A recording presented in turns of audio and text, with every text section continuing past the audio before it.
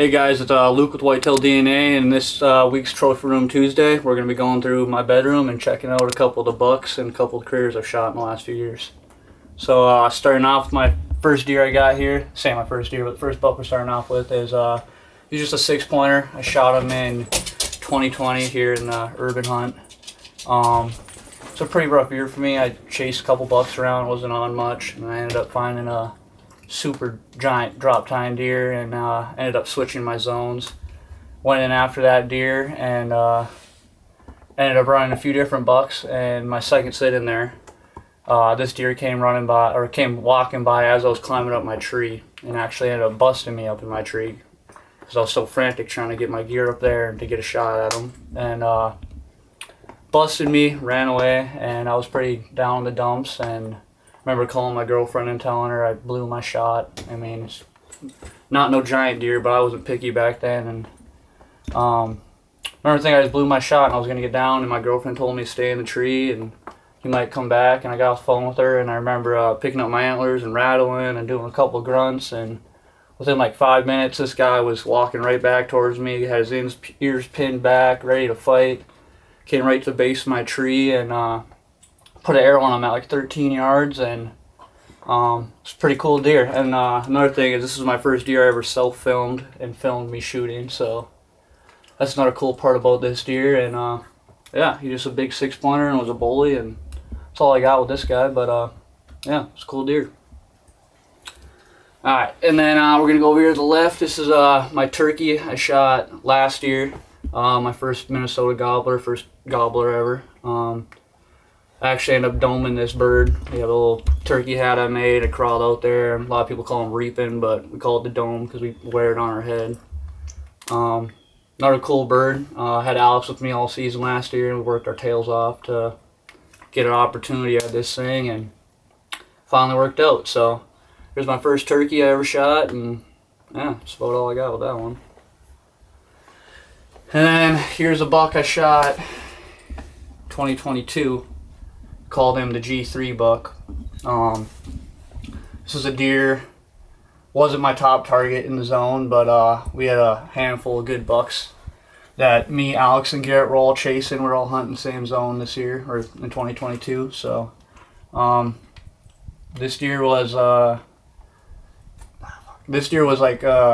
probably my third or fourth target on my list. We had a buck called King Tut and another buck we called Crabs. Me and Alex started off the season hunting this bunch of oak trees. I don't know if it's called oak flat, just cluster of oak trees, and this chunk of timber we were hunting, and pretty much every deer in that spot we were hunting was feeding on these oaks in the evening. So me and Alex put a couple days in there and almost got an arrow in our target buck, King Tut. Alex passed Crabs, and I went in there a day later and got an opportunity at this guy. He followed a couple does in and came in feeding on acorns, and at first I actually wasn't too sure if I was going to shoot him or not, but he gave me a couple looks up and just turning his head, and I seen how wide he was and seen a split G3, and my heart started pumping, and that's when you know it's time to pick up the bow and let one sling. So put about a 15-yard shot in this deer, and he went about 80 yards and piled up and called the boys up and went and found him, and we celebrated. So that's the G3 buck and my 2022 buck. And this deer is just a 9-point. I like him a lot. He's got the tall brows. I never picked out a name for this deer, but pretty sure I shot him in 2018. And I'd say this is like my first big buck, to me at least. I mean, I think he's Pope young, but never got him scored. But I was a senior in high school, I think, when I shot him, and this is a deer that definitely kicked off my passion for chasing bigger bucks or mature deer, not wanting to shoot the first deer that walks by my tree.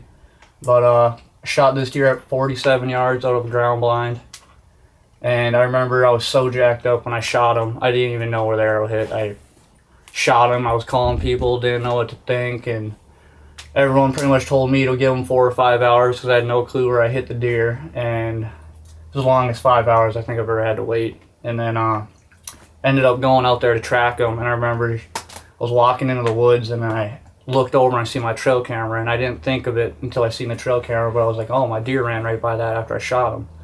So I checked the trail camera, and the arrow was buried fletching deep right behind the shoulder. So that was a huge sigh of relief for me then, and I actually took my girlfriend out there, and I couldn't find any blood. I was on my hands and knees looking around for specks of blood, I remember, and getting all worked up, thinking I was going to be able to find the deer, and then I just remember my girlfriend going, Luke, open your eyes. And I'm like, what are you talking about? And I look to my right, and he's laying there at 10 yards in front of me, piled up, and he probably only went 50 yards, so another cool buck, and yeah, that's pretty much the story of the calm to 9 point.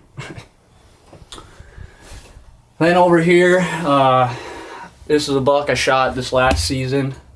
I never really got a name for this buck either because I was so focused on hunting a deer I called Trident, and I knew about this deer, and I actually watched him during the summer quite a bit, eating at a undisclosed location, but he was super regular, super easy deer to put eyes on. But I ran a ton of cameras in there all summer long, and I only got one picture of him, I think, like July 14th. And he was like a slow-growing deer in the beginning of the summer. I remember when I first got that picture of him, I didn't think he was going to be much, but it turned out to be what he is, and this is a cool buck. But how the story went down with this one, I was hunting Trident, and he ended up getting shot, and I ended up hearing about that, so kind of shift focus to this buck and another buck that were in the same area. And I was actually going to go hunt another property that's pretty close to my house, and Alex called me, and he just got done talking to his buddy Drew, and Drew gave him a little tip of a spot where I should be hunting that was really close to where I knew this buck was eating at. So Alex told me to go, and I was already getting ready to go another spot, so I canceled that, and I was heading into where they sent me that pin. And I just scouted my way in up this little creek, and I remember popping up out of this little creek bottom, and right away I just seen scrapes, a couple big rubs, and I followed the little rub line up a little ways, and I remember seeing a little crab apple tree, and there was just deer tracks everywhere, deer sign. So climbed up with my saddle and got set up, and within 5 minutes I had does working by me before I even had my bow in the tree. And I'd probably give it 30 minutes, 45 minutes. I looked up the hill and could see a flash of a deer, and I threw my binos up, and all I could see or make out, to be honest, was his split brow tines up there. I remember texting Alex and them saying, big buck, and then he disappeared right after that. So I was sitting there pretty much ready, and I remember looking to my right, and he must have dipped down in the creek bottom and walked towards me and then popped back up, because I looked to my right, and he was 60 to 70 yards coming right at me. And I just remember grabbing my bow and getting the camera ready, and within a minute or two he was 14 yards, 15 yards in front of me, and let the arrow fly and hit him probably 6 inches behind the shoulder, but he was quartering to a little harder than I thought. So we had to let him lay overnight, and went out and tracked him the next day and found him. But backtracking too, another cool thing about this buck is Alex ended up shooting his buck on the same day. So this buck and Alex's buck will be forever engraved in my mind for sure. It was an epic day of deer hunting, and yeah, that's all I got about this buck too. So where else should we go now here? Here's a buck I shot in 2019. Just a little 8 point, 7 point, I should call him 7 point, 6 point. But another urban buck I shot, and I shot this during a super crazy snowstorm. I remember I shot him, and I couldn't get into my house for 3 days because the snow was so deep. We had like 2.5, 3 feet of snow on our road. So I ended up having to get him dropped off on the main road about a half mile from my house, and I was dragging this deer down the road. And I had people walking out going, "What are you doing?" I'm like, "It's a buck I shot during the snowstorm," and they're all asking why I'm dragging it down the road. I had to get to my house some way so I could cut it up. So there's another cool buck, snowstorm buck, and yeah.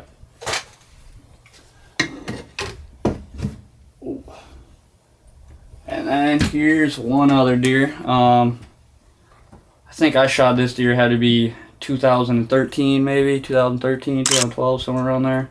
It's my first ever deer with a bow. Funny story about this deer, it might kind of sound bad, but when I shot it, I thought it was a doe. So shot. I was on the ground walking to my deer stand. I remember looking up and I had like 6 or 7 does, or what I thought were all does, in front of me, and I got so jacked up. They're at 30 yards. I just remember dropping my bag, pulling back, looking at the biggest body deer I seen there, and letting an arrow fly. Shot him, heard the whack. So excited, I took off, run through the woods back to my buddy Nate. He was hunting a tree stand 200 yards behind me. Come crashing through the woods, yelling. I'm like, I shot one, I shot one. He's looking at me like, no way, what you shoot? I'm like, I shot a big doe. So then we go tracking this deer. I remember we walk up on it, shine a light on it, and Nate looks at me and goes, you shot a buck. And I'm like, no, I didn't. Yes, you did. And I shine a light on, I'm like, I got myself a buck. And I was just super jacked up. I mean, a little 5-point, but first deer I was jacked as ever, and yeah, another cool story about him. And we go over to here. I kind of just got some of my sheds around here. Bunch of decent looking sheds up in the box, nothing too crazy. Couple match sets I got. This is a cool deer I actually had pictures of for a couple years, but a buddy I went to school with ended up killing this deer a couple years ago. Wish I had pictures of him, but this is a cool buck. I really like this deer. Nice 8-pointer. Here's a funky old shed I found. I don't know, I don't got no story about this buck, but I mean, if you look, that base is teeny right there. I have a feeling this deer was only 2 or 3 years old with some crazy genetics. I would have loved to see what this deer would have turned into. Then I got a couple more sheds here. Just a massive 5-point, dark chocolate. No story really behind them besides finding it, but just a cool shed. And here's a buck that we were really hoping to catch up with. We called him the G2 buck. I'm guessing he was a 4 or 5-year-old deer right here, probably 4, but super crazy looking deer, and we were hoping to see him again this year, but we don't know. And then here's another cool shed actually. I found this one last year. This was a year-old shed when I found it actually. It's got the split G2 up there, and if you look up here, this is actually the same shed off the match I got up here on the wall on the rack hub. So you can pull those ones down there, but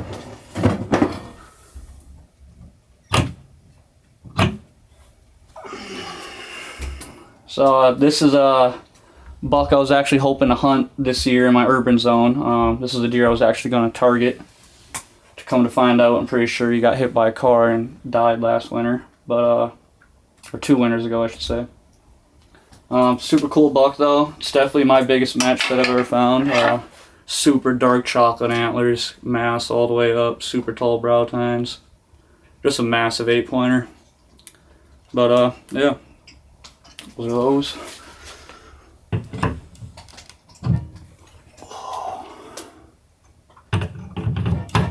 And then here we go, I got a deadhead. I think I found this deadhead back in like 2008 or 2009. I was just a young guy, and it was actually at my buddy's house. Super big 8-pointer though. Tall brows. It was actually at my buddy's house, and we decided to go rabbit hunting with our 22s. I think I might have had a pellet gun. I don't think I had a 22 yet. We went out rabbit hunting though, and I remember we were walking through the woods for an hour or two, and we haven't seen shit, and there was a little bit of snow on the ground, but not much. And I remember looking to my left, and it was actually like laying, I should have put it up there, it was laying flat on the ground like this, but I couldn't see the antlers at all from where I was at. I could just see the side of this white, and I thought it was thought it was a rabbit, a white rabbit. So I threw my scope up. It was probably 50, 60 yards away, and I couldn't tell what it was. But I just knew it was white, and I was like, could be a rabbit. So I went walking over there, and I remember seeing tines right when I walked up, and holy moly, it's a buck! And that was the first deadhead I've ever found, and just a really cool deadhead. That's about all the story I got behind them. And here's the last antler I'm going to show you guys. This is off a deer we called King Tut. Just an epic shed, super tall brow tines. Wish could have caught up to this deer, but we'll take a constellation prize, and we got one of his antlers. So just a super cool deer, and I think that's gonna do it for my little trophy room tour, my bedroom tour. But if you guys would please like and subscribe and leave a comment, we'd really appreciate it, and it'd help us out. And we'll see you guys next time on the next video.